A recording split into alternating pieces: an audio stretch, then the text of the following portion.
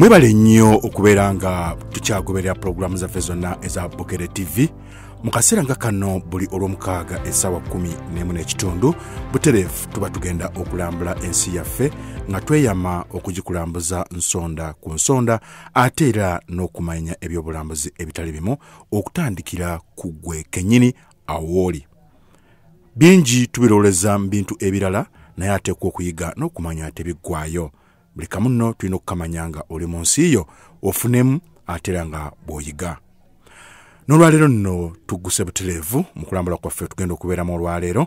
Nsooka n'okukulisaayo ku lunaku lwa St. Patrick Day lwe twaliko wano mu ggwanga lyaffe Uganda n'abannaffe aba Irish era nga nnaku z'omwezi zaabadde 17 omwezi guno ogw'e13 n'enkutegeeza nti nno byonna ebyabaddewo mwabirabye ku ikweta yaffe ey'eka yabwe okuva mu byeru ate okudda mu byakiragala ng'akabonero akalaga essanyu eri eggwanga ly'abannaffe aba Irish.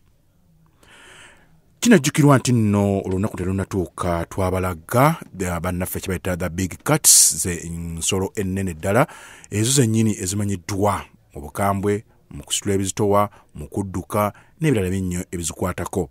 Nenkujjukiza nti nno ffe wana waffe e Uganda oba okutwalira wamu ku lukalu lw'omuddugavu wano mu Africa tulina ensolo 3 nga jagwa n'endala zo oziggyeko ebika ebibiri tulina empologoma, engo ewamu n'ekitalago.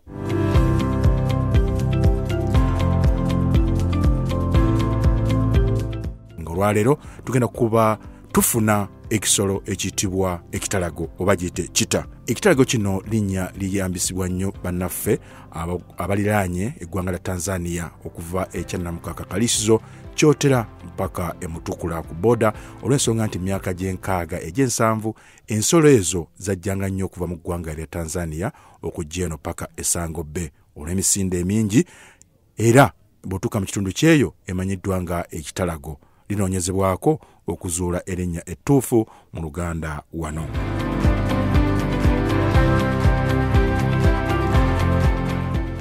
Wetutuuse olunaku lwaleero twasobodde okuba nti nno tulina ensonga lwaki bannaffe aba Zoo Entebbe bayongedde okuleeta ensolo emu nga nkazi okusobola okugigatta mu zino ezibadde zisangiddwawo.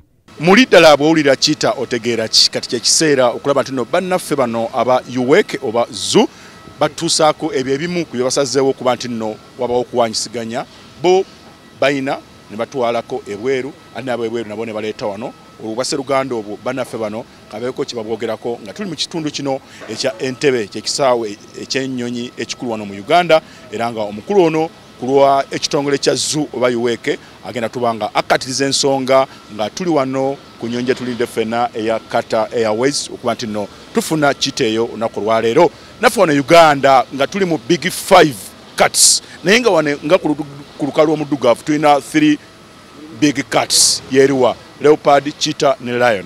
Kaseera kano katubuulire kyekiddako nga tuli wano. Yes, we are extremely happy as a country that we are going to receive and welcome one of the big 5. The country has the big 3 cats, and today we are receiving the cheetah from South Africa. It's a very important day, and I want to thank everybody who has made sure that this animal is brought from South Africa to this place. And we are bringing for 3 reasons. One, to improve the genetic pool. Secondly, to promote conservation education in this country. The other one is to do research, especially the behavior research.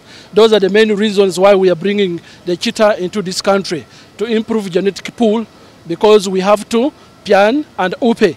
But these are sisters and brothers, so we want to improve the genetic pool. Okay, mukaseera kano ategeezezza egenda okufunibwa olunaku lwaleero okuva mu ggwanga lya South Africa wano e Uganda bw'ogendako mu kitundu nga eky'Ekalamoja mu kitundu eky'Okkotido waliwo ekitundu ekiyitibwa Painupe eyo nga eyitibwa game reserve esangibwamu ekika ky'ekisolo nga kino ekya cheetah naye mu kaseera kano katulabe ddala nti nno bannaffe bano batya batusizo batya ensolo yaffe wano. Sebo nkulamusizza. Kale sebo. Amannyako sebo. Banyita Byaruga Batom sebo. Mukulu Byaruga okolanga ki wano? Ndi cargo manager owa Sax Aviation. Ate nze cargo agent owa Uganda Wildlife Education Center. Chiche mugaso ki omukolo ki ogwaleero gwe tuliko wano? Tuli mu kukima tuze ku mukolo gwa kutangirira cheetah ekisolo ekiri very rare mu ggwanga muno ate nga kiri endangered through an exchange program ne government ya South Africa n'ebitongole ebirabirira ebintu ebyo kati tuzze okutangirira ensolo eno ejje wano tulabe ensolo eyo engeri gye kisobola okugiraga abantu balabeko ate kwegamba kikyongere okwongera ku bintu ebikwatagana n'okuleeta abazungu n'abalala okugenda okulaba ebintu bye bitulina ebyokwolesa mu Uganda.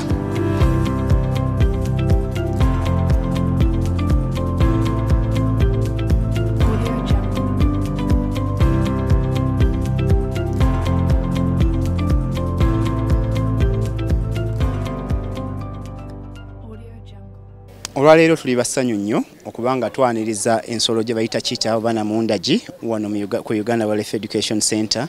Ensolo eno egenda tuyambako nnyo kuyigiriza abantu baffe ebikwata ku nsolo n'omugaso lwaki tulina okukuuma ensolo wano mu nnyaffe Uganda. Ensolo za kintu kikulu nnyo mu Uganda lwakuba ebyobulambuzi byaffe biyimiriddewo ebiseera ebisinga ku nsolo. Abantu bava ebule n'ebweya nga bazze kulaba nsolo wano mu Uganda. Okuleeta ensolo eno lwaki tugijje South Africa? Omuntu yandyebuuzizza nti tulina ensolo nyingi mu Uganda, lwaki ensolo tugijje South Africa? Naye ffe ng'aba Uganda Wildlife Education Center tetusobola kugenda bugenzi mu nsiko ne tujjayo ensolo. Bwe tuba tusobola okufuna ensolo eri mu terekero nga erya Uganda Wildlife Education Center oba zoo endala tugijjayo kubanga ensolo eyo emanyiridde embeera gyejjamu wano mu Uganda. Ensolo cheetahs mu Uganda tulina ensolo ntono nnyo, ziri ensolo nga 26 oba ogalaganyiza n'omuwendo gw'abantu be tulina mu Uganda miliyoni nga 3.6 n'okusobyo. Olabira ddala nti ensolo zino ntono nnyo nga tulina okutema empenda tulabe nti twongera ku namba oba emiwendo gy'ensolo ze tulina mu Uganda tusobozesa abaana baffe oba n'abantu abalala banajja mu maaso kulaba nga balaba ku nsolo zino era baziyigako. Ensolo enezze kyabulambuzi kikulu nnyo mu Uganda nti tujja kukola ne research, tujja kuba tusobola okunoonyereza ebikwata ku nsolo cheetah oba namundagi, tujja kuba tusobola ozoolesa okulaga abantu wano ku Uganda Wildlife Education Center. Ensolo eno nkazi nga mu kigendeerwa kyaffe twagala enkazi eno esobole okuzaala n'ensajja gye tulina wano tubenga tubone nga tubunise ndagabutonde oba genes, tubenga abaana bezaala batugasa nga balina amaanyi kusonga ensolo ze tulina ebbiri za Luganda tetwagala zezaalemu naye ndowooza bakojja oba abaana abanaavaayo mu eno nga ezadde n'eyaffe gye tulina banaasobola okwezaalamu tuwunyise ndagabutonde mu cheetah n'okubanga tufuna ensolo engumu obulungi enzigumivu. Ensolo eyogerwako erina obuwanvu obw'ensingo bw'obanga ogirabye bulungi nnyo buli mu inches 30 ate ng'eweza obuzito bwa kilograms 34 okutuuka ku 54 ate bwo obuwanvu obw'omubiri buweza mita 1.5 okutuukira ddala ku mita 1.4 ate gwo omukira gwayo nga gwa mugaso nnyo eri ensolo eno gweza sentimita 65 okutuuka ku 8.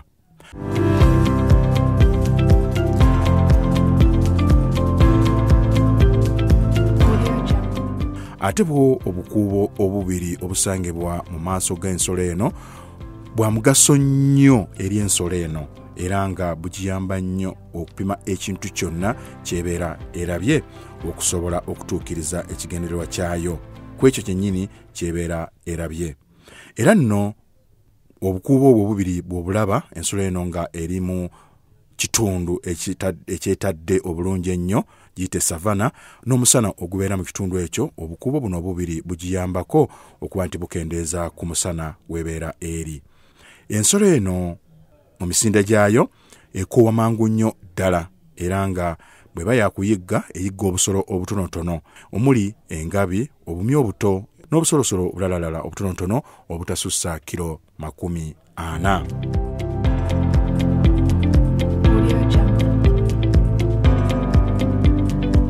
Ensolo eno eyogerwako ewangaala wakati w'emyaka 10 okutuuka ku 2.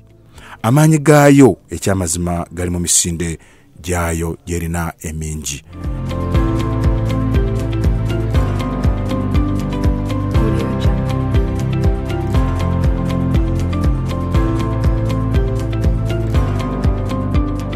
Nenno katusooke tumulemu katono nnyo n'oluvannyuma ate tweyongereyo okumanya ebikwatagana ne Big Cats nga tuli n'ensolo eyitibwa cheetah oba bannabuddu kye bayita ekitalago.